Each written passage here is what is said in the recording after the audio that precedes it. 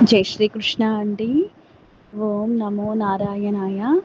నారాయణ భట్టతిరి గారు రచించిన మహిమాన్వితమైన గ్రంథం నారాయణీయం. దాని గురించి కొద్దిగా తెలుసుకుందామండి.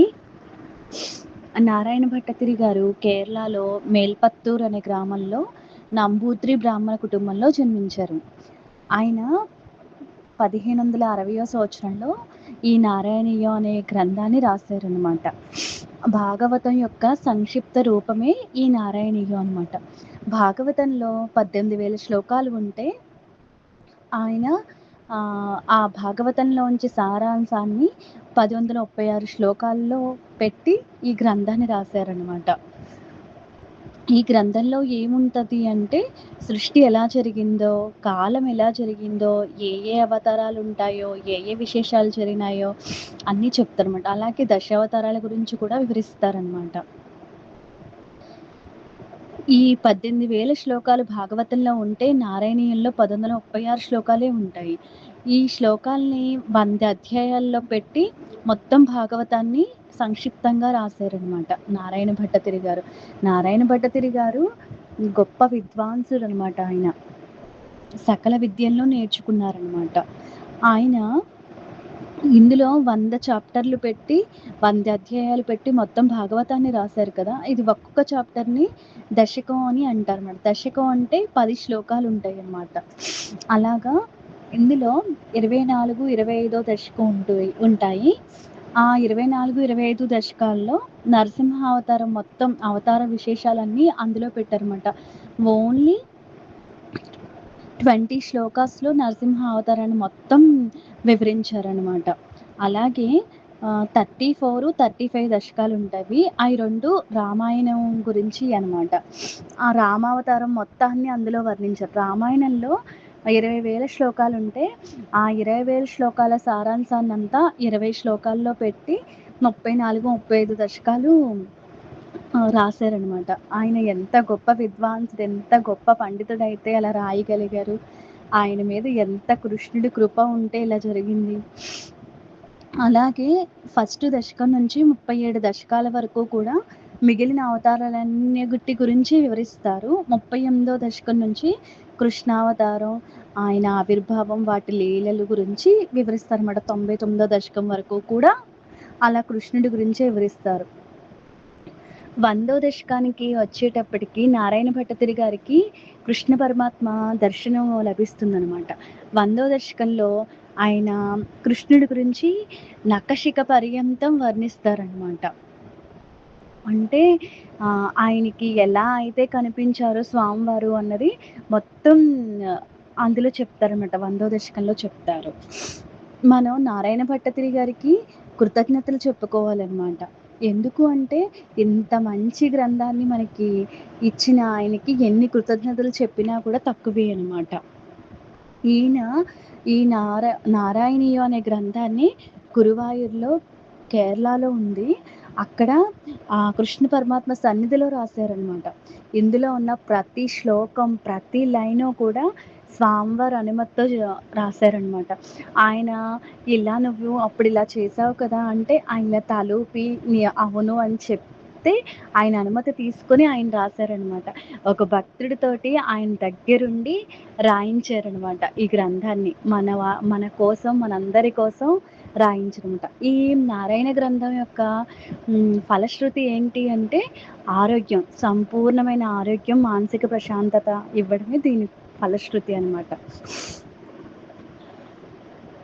నారాయణ భట్టతిరి గారు ఈ శ్లోకంలో ప్రతి శ్లోకంలో కూడా చివర నాకు ఆరోగ్యాన్ని ప్రసాదించు అని అడుగుతారనమాట.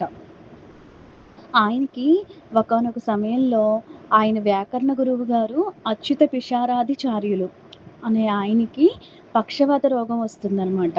అయితే అది చూసి ఆయన తట్టుకోలేకపోతారు. గురువు గారిని ఆ పొజిషన్లో చూసి తట్టుకోలేకపోతారు. ఆయన చూసి చలించిపోయి తన యోగ శక్తితోటి ఆ వాత రోగాన్ని ఆయనకి వచ్చేలా చేసుకుంటారనమాట. అలాగా ఆయనకి అప్పటికి నారాయణ భట్టతిరి గారి వయసు 27 సంవత్సరాలు అనమాట. ఆయన ఏమనుకుంటారు అంటే నేను వయసులో చాలా చిన్నవాడిని కదా, నేను ఏ రోగాన్నైనా నేను తగ్గించుకోగలను అని చెప్పి అనుకుంటారు. అనుకుంటే ఆయనకి ఈ రోగం వచ్చాక ఎవరు ఏది చెప్తే అలాగా అన్ని రకాల వైద్యాలు ట్రై చేస్తారు. ఎంత ప్రయత్నించినా కూడా ఆయనకి కొంచెం కూడా తగ్గదనమాట. ఇంకా రోజు రోజుకి నీరసం ఎక్కువైపోతుందనమాట. ఎక్కువైపోయి మంచాన పడతారనమాట. గురువుగారు మట్టుకు ఆయన కోలుకుంటారు. ఈయనకి మట్టుకు ఇంకా మంచాన పడతారనమాట. ఒకళ్ళు పట్టుకుంటే గాని లేచి నడవలేని స్థితికొచ్చేస్తారనమాట. అయితే ఒకరోజు ఆయన మలయాళం గురువుగారి దగ్గరికి వెళ్తారనమాట. వెళ్ళి ఆయనకి వచ్చిన ఈ పరిస్థితినంతా వివరిస్తారనమాట. ఏం జరిగింది, ఏంటి అన్నీ వివరిస్తారనమాట. వివరిస్తే ఆయన ఆ గురువుగారు ఎక్కువ మాట్లాడరనమాట. ఆయన ఏం చెప్తారు అంటే స్టార్ట్ విత్ ఫిష్ అని చెప్తారనమాట. అయితే అప్పుడు ఆయనకర్థం కాదు. ఆ మాట విని వచ్చేస్తారనమాట. వచ్చాక ఇంటికొచ్చాక ఆలోచిస్తారు. తర్వాత కొన్ని రోజుల తర్వాత ఆయనకి ఒక ఆలోచనొస్తుంది. స్టార్ట్ విత్ ఫిష్ అంటే మత్స్యావతారంతో మొదలుపెట్టమని చెప్పారు. మత్స్యావతారంతో మొదలుపెట్టి దశావతార వర్ణన చేస్తే తగ్గిపోతుంది అని చెప్పి గురువుగారు చెప్పినట్లు అర్థమవుతుంది ఆయనకి. అర్థమయ్యి ఆయన ఇంకా స్టార్ట్ చేసి రాయాలి అనుకుంటారనమాట. ఈయన ఈ గ్రంథాన్ని 1560 సంవత్సరంలో రాశారనమాట. అది రాయడానికి ఆయనకి రాయాలని ఉంది గానీ, ఏం చేయాలి ఆయన నడవలేని స్థితిలో ఉన్నారు. ఎవరో ఒకళ్ళు ఎత్తుకొని తీసుకెళ్తే గాని రాయలేరనమాట. అప్పుడు వాళ్ళ అన్నయ్య వచ్చి ఎత్తుకొని తీసుకెళ్తారనమాట. గురువాయూర్ క్షేత్రానికి తీసుకెళ్ళి, ఆ సన్నిధి లోపల కూర్చోబెడతారనమాట ఆయన్ని. కూర్చోబెడితే ఆయన సంకల్పం చేసుకొని 100 రోజులు ఒక తపస్సులా చేసి, ఆయన రోజుకో దశకం అంటే 10 శ్లోకాలు రాసి, ఆయన అనుమతితో రాసి, ఆయనకి సమర్పణ చేసి వచ్చేవారనమాట. ప్రతిరోజు అంతే. అలా అలాగా రాసేవారు. అలా రాసిన తర్వాత ఇదంతా కూడా మామూలుగా మనలాంటి వాళ్ళం మనం రాయలేం కదా! ఒక భక్తుడితోటి ఆయన దగ్గరుండి రాయించుకున్నారనమాట ఈ గ్రంథాన్ని. అప్పుడు తర్వాత 100వ దశకం స్టార్ట్ అయ్యేటప్పటికి ఆయనకి కృష్ణ పరమాత్మ దర్శనం అవుతుందనమాట. దర్శనం అయ్యి ఆయన చూసి ఇంకా ఆ ఆనందంలో తన్మయత్వంతో ఆనంద బాష్పాలు రాలుస్తారనమాట. ఇంకా ఏడ్చేస్తారనమాట. ఏడ్చేసి ఆయన అప్పటి వరకు లేవలేని పొజిషన్‌లో ఉంటారు. అలాంటి ఆయన లేచి నృత్యం చేసేస్తారనమాట ఆయన్ని చూసి ఆనందంతో. అప్పుడు చూసి ఇంకా అప్పుడు ఆయనేమంటారు, "నీకు ఒక వరం ఇస్తాను" అని చెప్పి అంటారనమాట. అంటే అప్పుడు నారాయణ భట్టతిరి గారు అడుగుతారు, "నాకు ఈ నారాయణీయం ఇది నేను రాసిన తర్వాతే నేను ఆరోగ్యంగా కోలుకున్నాను. అలాగే ఈ నారాయణీయం చదివేవారికి, వినేవారికి, పఠించేవారికి, పారాయణం చేసేవారికి అందరికీ కూడా సంపూర్ణమైన ఆరోగ్యాన్ని ప్రసాదించండి" అని చెప్పి వరాన్ని అడుగుతారనమాట.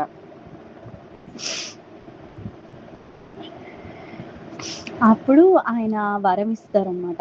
అప్పుడు ఆయన ఆ కృష్ణ భగవాన్ని ఎలా అయితే చూసారో, అలాగా నఖశిఖ పర్యంతం కూడా ఆయన్ని వర్ణిస్తారనమాట. 100వ దశకంలో ఆయన గురించి వర్ణిస్తారనమాట. అలాగా నారాయణీయం కంప్లీట్ చేస్తారు. కానీ ఈ నారాయణీయం రాసిన తర్వాత అంత ప్రాచుర్యంలోకి రాలేదు. ఎవరికీ గ్రంథం గురించి తెలియలేదనమాట. అయితే అప్పుడు అనంతరామ దీక్షితులు గారని ఒకాయన ఈ గ్రంథాన్ని ప్రచారంలోకి తీసుకొచ్చారనమాట. అందరికీ చెప్పడం, ఈ గ్రంథం చదివితే ఇలా ఫలశ్రుతి ఉంటుంది అని చెప్పి ఆయన తీసుకొచ్చారనమాట. కానీ నారాయణ భట్టతిరి గారు ఈ గ్రంథం రాసేటప్పటికి 27 సంవత్సరాలు. కానీ ఆయన 106 సంవత్సరాల వరకు దీర్ఘాయుష్యుతో ఉన్నారనమాట. ఆయన 30 పుస్తకాల దాకా రాశారు. కానీ అన్ని పుస్తకాల కంటే కూడా ఈ నారాయణీయం అనే గ్రంథం ఎక్కువ ప్రాచుర్యం పొందిందనమాట. ఈ నారాయణీయం గురువాయూర్‌లో సమర్పణ జరిగింది. అదే నారాయణ భట్టతిరి గారు ఆయన పేరు, దేవుని పేరు కలిపి నారాయణీయం అని చెప్పి పేరు పెట్టారనమాట. అలాగే భాగవతంలో 12 స్కంధాలుంటాయి. అవి 335 అధ్యాయాలుంటాయి. అదే నారాయణీయంలో 100 అధ్యాయాలే ఉంటాయి. 1136 శ్లోకాలే ఉంటాయి. ఈ ఈ నారాయణీయం అనేది ఏంటంటే పరమాత్మ సన్నిధిలో రాస్తారు. అది సమర్పణ కూడా నారాయణీయం గుడి లోపల జరుగుతుందనమాట. స్వామివారి అనుమతితో చేస్తారనమాట ఈ నారాయణీయం గ్రంథం. అందు గురించి దీనికి అందులో చెప్పే ప్రతి శ్లోకం గూడా స్వామివారి అనుమతి, స్వామివారి అనుగ్రహం ఉండి ఆయన రాస్తారనమాట. అందుకే ఇది అంత మహిమ గల గ్రంథం అనమాట. ఇది భక్తికి లభించిన విజయం అని చెప్పి అంటారనమాట. భట్టతిరి గారి భక్తికి సజీవ నిదర్శనం అనమాట ఇది. ఈ గ్రంథం చదివే వాళ్ళకి ఫలశ్రుతి ఏంటి అంటే మానసిక ప్రశాంతత, ఆరోగ్యం లభించాలని చెప్పి ఆయన అడుగుతారనమాట. అలాగే ఈ గ్రంథం భారతీయ స్థాయిలో కూడా చిరస్థాయిగా నిలబడిన గ్రంథం. మనం నారాయణ భట్టతిరి గారికి కృతజ్ఞతలు చెప్పుకోవాలి. ఇంత మంచి గ్రంథాన్ని మనకు అందించినందుకు. జై శ్రీకృష్ణ అండి.